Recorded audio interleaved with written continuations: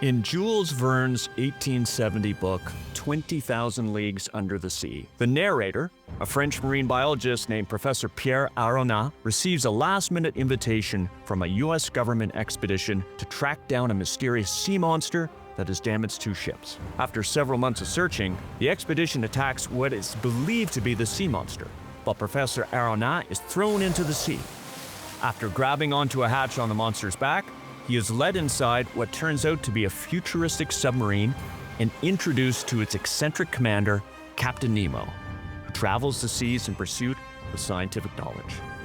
I read 20,000 Leagues Under the Sea as a kid and I loved it. I actually loved Journey to the Center of the Earth more, but I digress.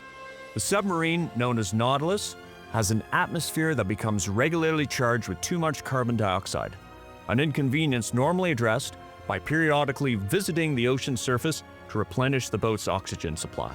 But when the boat becomes trapped in ice underwater, the carbon dioxide rises to dangerous levels. Professor Aronat describes the situation.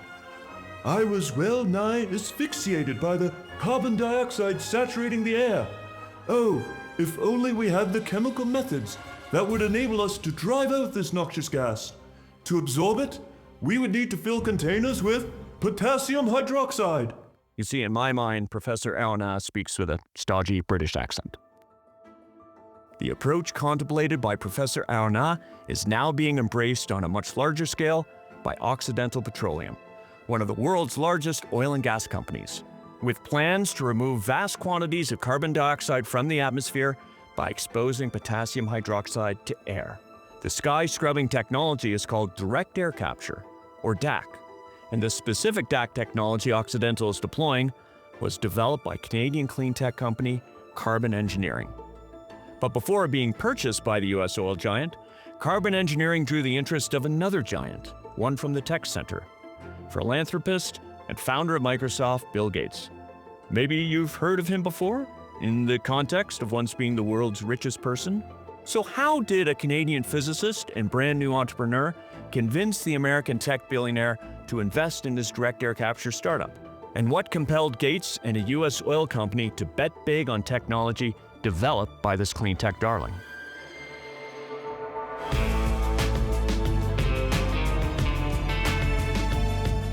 Welcome to Scrubbing the Sky, a podcast series about the race to scrub carbon dioxide from the atmosphere at a planetary scale. This first season focuses on direct air capture, also known as DAC, one of the leading technology pathways to take carbon dioxide out of the atmosphere. For those companies that can successfully bring this technology to market, well, it could be a massive windfall. And for the planet, it could help avert disaster.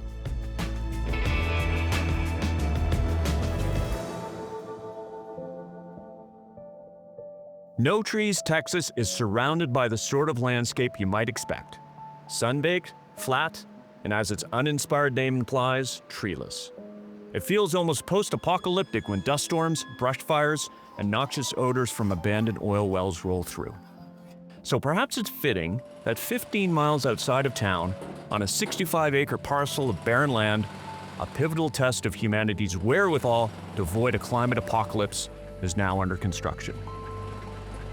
If we are to meet widely accepted climate targets, it's now virtually certain that carbon dioxide will need to be removed from the atmosphere. That was the conclusion of a 2018 report from the United Nations Intergovernmental Panel on Climate Change. Yet at the time, the IPCC also concluded that it was a major risk whether carbon removal was up to the task. The good news is that options for removing carbon dioxide from the atmosphere are quickly evolving. In the IPCC's 2023 report, carbon removal was given significantly better odds of helping meet climate targets.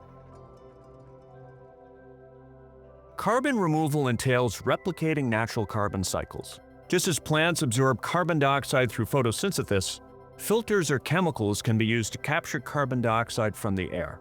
Then, similarly to how plants convert carbon dioxide to glucose, which can either be used or stored, carbon dioxide can be separated and either put into products or stored underground. As mentioned in episode 1, a leading technology that removes carbon dioxide from the atmosphere is called direct air capture, or by its acronym, DAC, and it's receiving significant support around the world. Nowhere is it receiving more support than in the United States. That's where the world's largest direct air capture plant, called Stratos, is being constructed in the Permian Basin in Texas. There, near trees planted by residents of no trees to break up the barren landscape, will soon be the equivalent of a vast forest that, once fully built out and operational, will be able to absorb as much carbon dioxide as millions of trees. The town of no trees just might need to change its name. That's a total dad joke, by the way. The technology being used for the project was developed by Carbon Engineering, a Canadian company formed in 2009 to do something with the excess carbon dioxide building up in the atmosphere, whether that be putting it into products or back underground. And the project is being constructed by Occidental and its development subsidiary 1.5. A personal disclosure, I have a consulting relationship with Carbon Engineering that includes a non-disclosure agreement. So for this reporting, I will rely on publicly available sources of information and interviews with Carbon Engineering's founder David Keith about the firm's early history. Bill Gates' climate journey began nearly 2 decades ago when he was transitioning away from leading Microsoft, where he generated unprecedented wealth developing computer software, to embarking on a mission to improve health and development conditions throughout the world. He was not focused on clean energy at the time, as he believed that the world's richest countries, who were responsible for the vast majority of greenhouse gas emissions, would address the problem. Gates also didn't fathom the catastrophic impacts, particularly on the poor people he was trying to help, that climate change could unleash.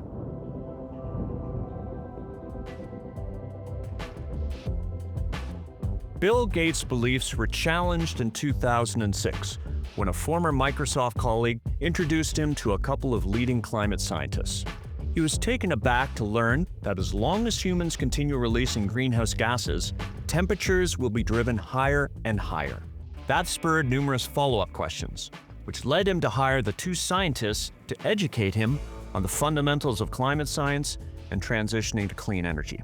One scientist was my friend and Energy vs. Climate podcast co-host, David Keith, the climate scientist we met in episode 1. The other was Ken Caldeira, formerly an atmospheric scientist with the Carnegie Institution for Science's Department of Global Ecology, and now senior scientist at Breakthrough Energy. Ken spoke a bit about this experience in a past episode of Energy vs. Climate. I do think that Bill Gates is an outlier in that when he's allocating resources to address a problem, he's very efficient in his resource allocation. And so while I might wish that there were better tax laws, here's a person who I believe is genuinely wanting to do good in the world and has resources to do good. And if I'm in a position that I can help him do that more effectively, I feel that that's the path right now that I can have the most positive influence. Ken expanded on this on the Challenging Climate podcast. What really happened was after about 2 years, Gates understood that the climate challenge was real. At first, it was thinking the emphasis really needs to be on development issues because there's many people suffering today. And that, he was thinking, well, maybe this climate stuff is just a distraction. And, after a year or two of going through the science of it, he recognized, oh, yeah, no. And, he's very solution oriented and saying, well, look, okay, I got the idea that climate change is real. What are we going to do about it? The number of tutorials, which typically lasted about 5 hours, eventually reached 25, each preceded by hundreds of pages of reading material that the eager student diligently worked through. Gates' initial belief in some kind of planetary governing system that would prevent a true climate disaster from occurring had changed to a new reality. The world would need to get to net zero emissions quickly to avoid a total climate disaster. As Bill Gates explained in his TED Talk in 2010, I asked the top scientists on this several times, do we really have to get down to near zero? Can't we just, cut it in half or a quarter? And the answer is that until we get near to zero, the temperature will continue to rise. And so that's a big challenge. Now, when I use the term miracle, I don't mean something that's impossible. The microprocessor is a miracle. The personal computer is a miracle. Usually we don't have a deadline or you have to get the miracle by a certain date. Usually you just kind of stand by and some come along, some don't. This is a case where we actually have to drive at full speed and get a miracle in a pretty tight timeline. In episode 1, I used the analogy of a bathtub filling up with water to describe the climate challenge. And if you allow, I'm going to use it again. So if the climate is the bathtub and water is carbon dioxide, the bathtub is now overflowing. So we need to both turn down the flow of new water and drain some of the water out of the tub. By removing CO2 from the atmosphere, carbon removal can help to drain water out of the tub. It can also help with slowing the flow of new water in. Slowing the flow as much as possible, or reducing CO2 emissions, involves massively scaling up renewables and other forms of clean energy. But some of those emissions we need to eliminate will be especially challenging. For example, decarbonizing long-haul flights is technologically challenging and expensive, or transitioning developing countries to clean energy quickly enough when many struggle just to meet basic needs. 860 million people in the world today still don't have reliable access to electricity. Carbon removal technologies like direct air capture will likely be vital in helping the world get to net zero emissions by 2050, or more realistically, by 2060 or 2070, just as they will likely be vital in helping to actually cool the planet down once we reach net zero. As we heard from our previous episode, David Keith is a scientist who looks at the climate challenge not only with a deep scientific understanding of the forces at play, but also with a firm grasp of the engineering and public policy impediments defining solutions. Perhaps that is why he has been contingency planning for the planet since he suspected in the early 1990s that global cooperation to eliminate greenhouse gas emissions would be elusive. He examined climate intervention options that might complement emission reduction strategies should they prove lacking, and some of those options entailed removing carbon dioxide from the atmosphere. A carbon dioxide scrubber, or rebreather, was first used 4 centuries ago by an eccentric Dutch inventor named Cornelius Drebbel in the first submarine ever built. Roughly 4 centuries after the first rebreather was used on the Thames, David Keith came to believe something similar might be necessary to scrub the sky of excess carbon dioxide.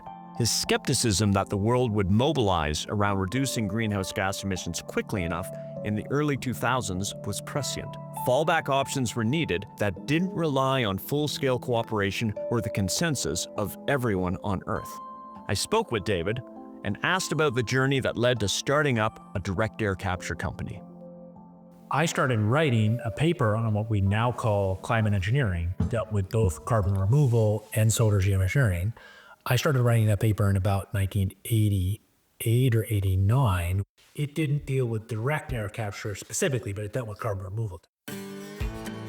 In 2004, he was recruited to the University of Calgary, the heart of Canada's oil patch, to lead a clean energy research institute.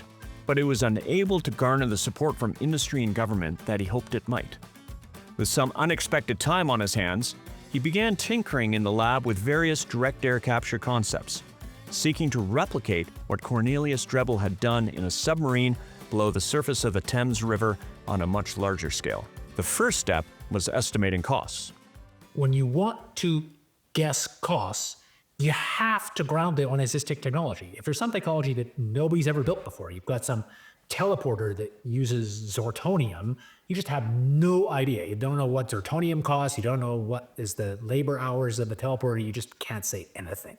So if you want to cost some technology that hasn't been built, the fundamental way to do it is to go and cost it, is to figure out how you can accomplish that technological task as much as possible with pre-existing industrial processes that do have costs.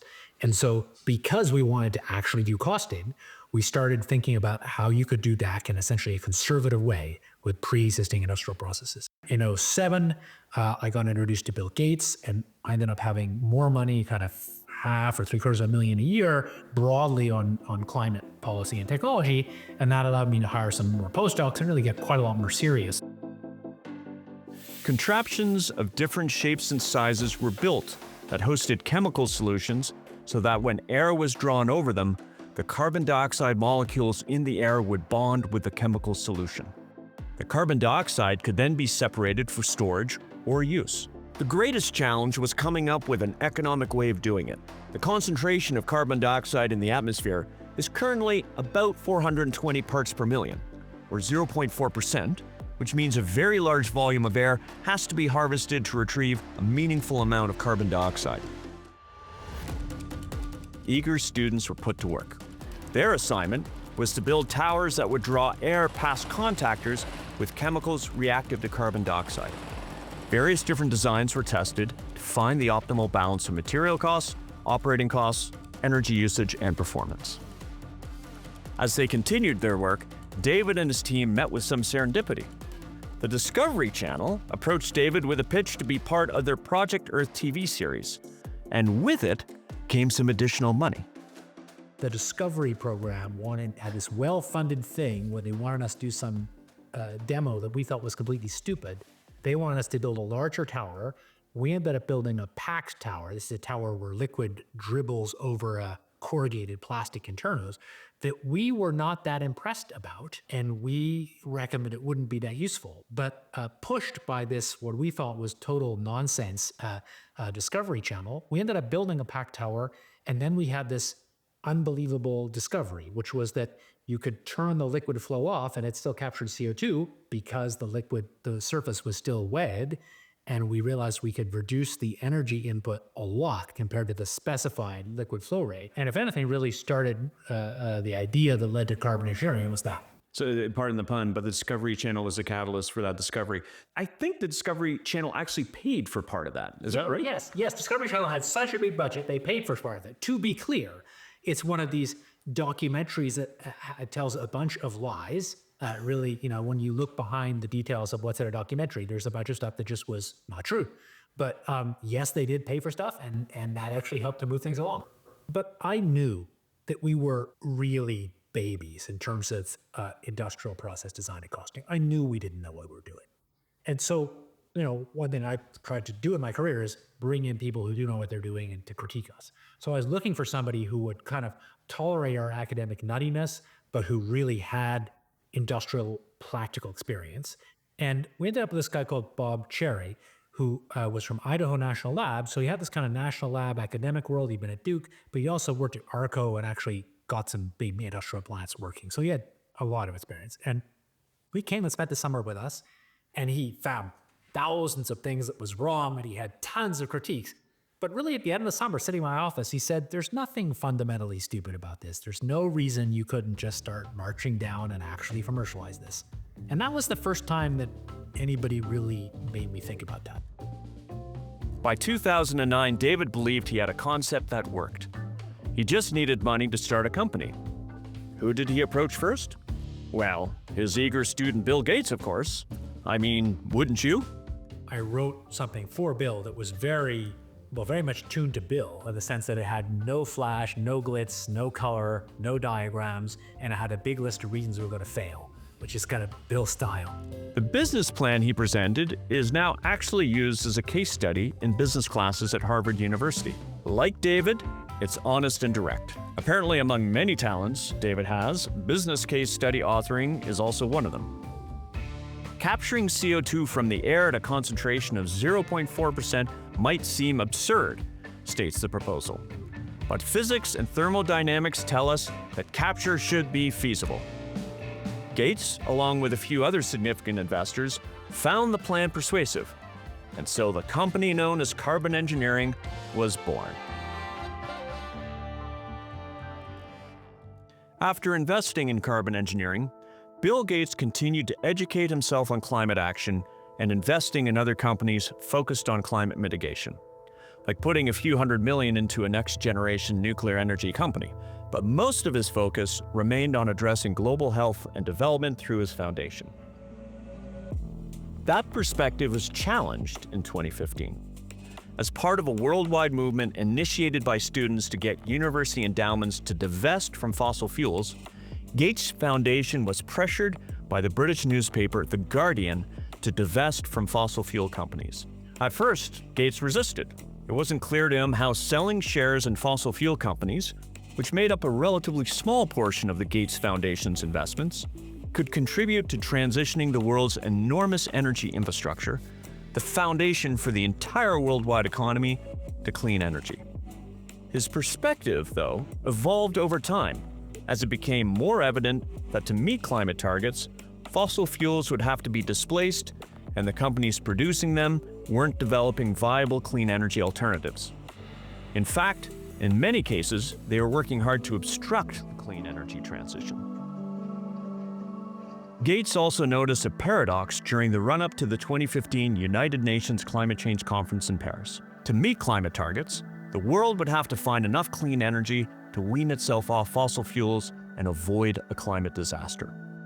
Reconfiguring an industry worth about $5 trillion per year within roughly a few decades would potentially be one of the greatest investment opportunities ever.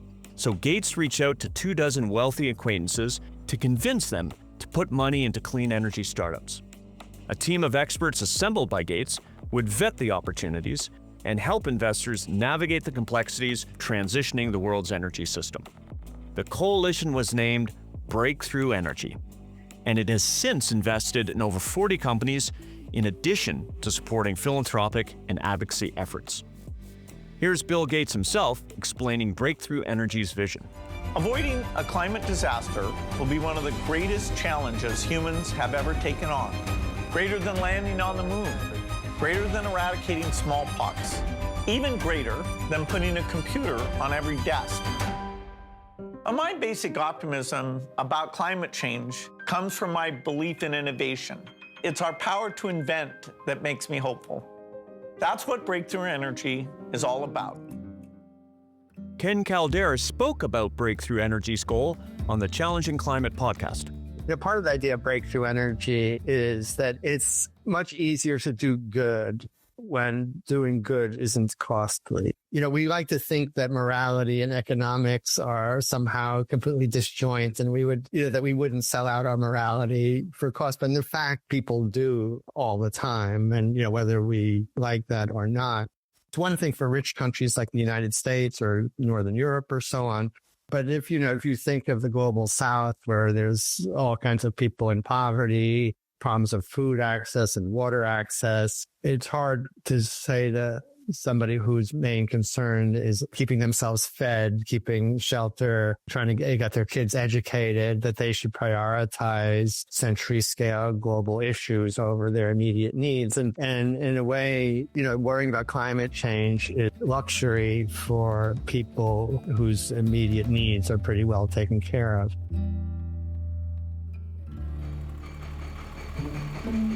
The preeminent location in the world for enhanced oil recovery is the Permian Basin in Texas, where Occidental Petroleum is by far the largest operator.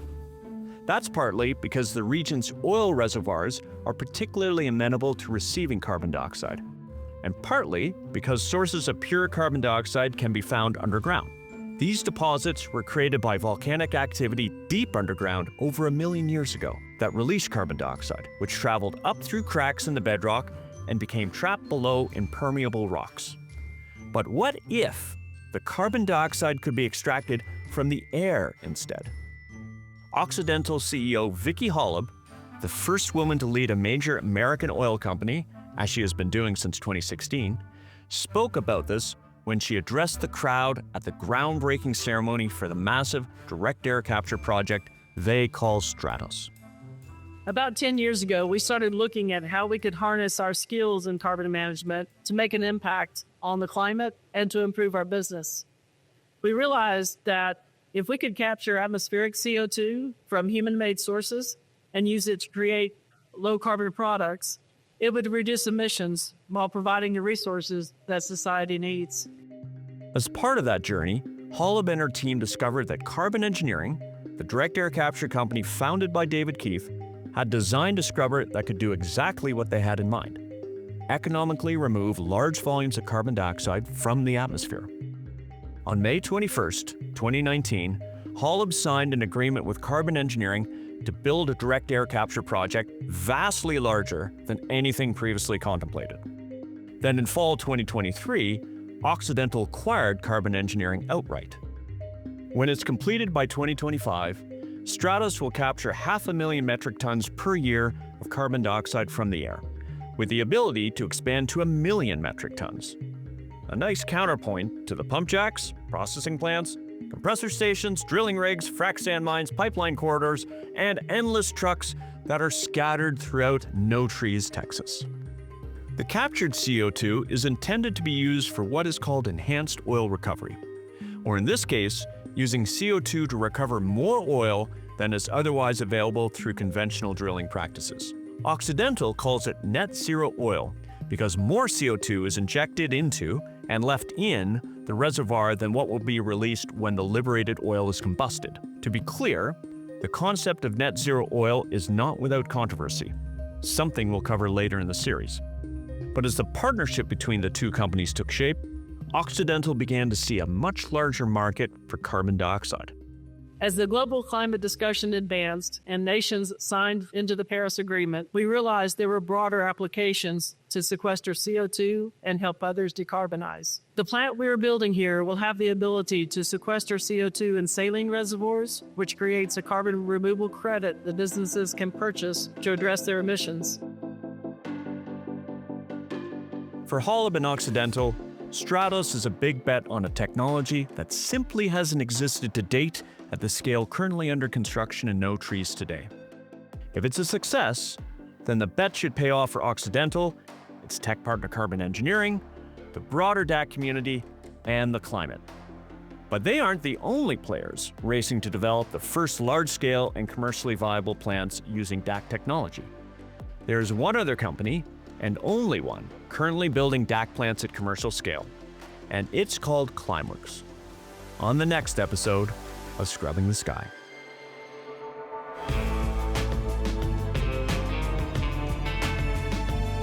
Thanks for listening to Scrubbing the Sky.